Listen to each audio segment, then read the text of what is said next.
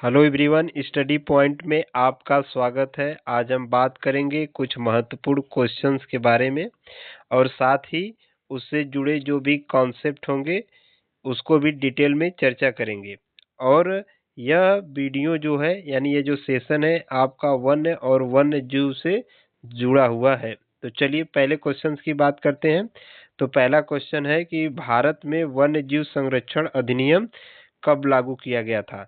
तो इसका right answer हो जाएगा 1972 में भारत सरकार के द्वारा वन्य जीव संरक्षण अधिनियम लागू किया गया था। यह लागू क्यों हुआ था? क्योंकि इस अधिनियम के तहत भारत में जो भी वन्य जीव यानी जो भी जीव और वनस्पतियां हैं यानी कि पेड़ पौधे हैं उनके रख रखाव और बचाव की जिम्मेदारी इस अधिनियम के तहत की गई थी। क्योंकि जब अवैध शिकार होता है तो वहाँ की जो जैव विविधता होती है वह खतरे में आ जाती है। तो इस प्रकार इस अधिनियम को बनाया गया था 1972 में। अगला क्वेश्चन है, प्रोजेक्ट टाइगर की शुरुआत कब हुई थी? प्रोजेक्ट टाइगर की शुरुआत इसके वन्य जीव संरक्षण के अधिनियम के 1 साल बाद यानी 1973 में की गई थी। अगले क्वेश्चन की तरफ बढ़ें तो अगला क्वेश्चन है, भारत का पहला राष्ट्रीय उद्यान कौन सा है? तो भारत का पहला राष्ट्रीय उद्यान जिम कॉर्बेट नेशनल पार्क है, जिसे रामगंगा या हैली नेशनल पार्क के नाम से भी जानते हैं। अगला क्वेश्चन है, कांजीरंगा राष्ट्रीय उद्यान भारत के किस राज्य में स्थित है? तो यह असम राज्य में स्थित है और एक सींग वाले गैंडे के लिए प्रसिद्ध है। अगला क्वेश्चन है, गिर राष्ट्रीय उद्यान किसके लिए प्रसिद्ध है? तो यह एशियाई शेरों के लिए प्रसिद्ध है। चिपको आंदोलन का संबंध किससे है? तो चिपको आंदोलन का जो संबंध है वह वन संरक्षण से है। क्योंकि इस आंदोलन के तहत जब पेड़ों की कटाई की जाती थी, वनों की कटाई की जाती थी, तो जो इसके लोग थे, आंदोलनकर्ता थे, वह पेड़ों को पकड़कर चिपक जाते थे। तो उसी से यह नाम लिया गया है चिपको आंदोलन। अगला क्वेश्चन है, भारत में बायोस्फीयर रिजर्व की शुरुआत कब की गई थी? तो बायोस्फीयर रिजर्व की शुरुआत 1986 में की गई थी। रेड डाटा बुक प्रकाशित करने वाली संस्था कौन सी है?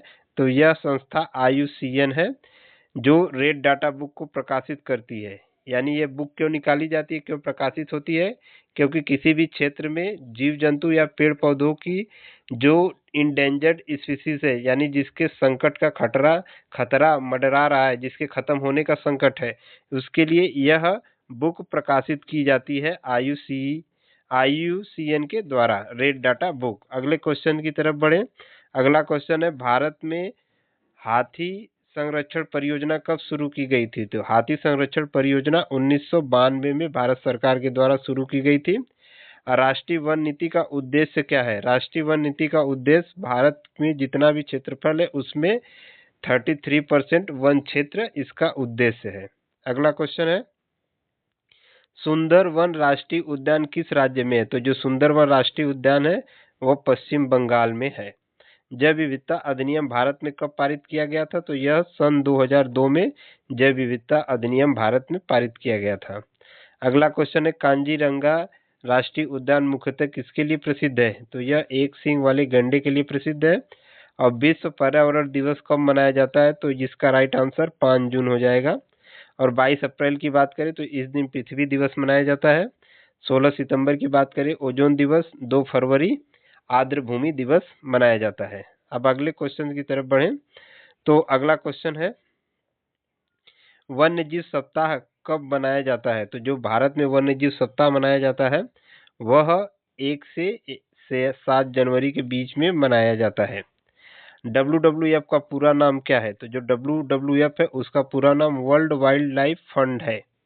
अगले क्वेश्चन की तरफ बढ़े। अगला क्वेश्चन है, भारत में सबसे अधिक टाइगर रिजर्व किस राज्य में है? तो इसका right answer option number A Madhya Pradesh हो जाएगा। और पर्यावरण संरक्षण अधिनियम कब लागू किया गया था? तो यह अधिनियम 1972 को लागू किया गया था। पर्यावरण संरक्षण अधिनियम 5 जून 1972 को, सॉरी 5 जून 1972 नहीं, यह 1986 को लागू किया गया था पर्यावरण संरक्षण अधिनियम। अगले क्वेश्चन की तरफ बढ़े। अगला क्वेश्चन है, भारत का राष्ट्रीय पशु कौन सा है? तो एक सिंपल क्वेश्चन है, बाघ। और वन्य जीव संरक्षण का मुख्य उद्देश्य क्या है? तो इसका मुख्य उद्देश्य है जैव विविधता की रक्षा करना। तो इस प्रकार आज के वीडियो में बस इतना ही। धन्यवाद।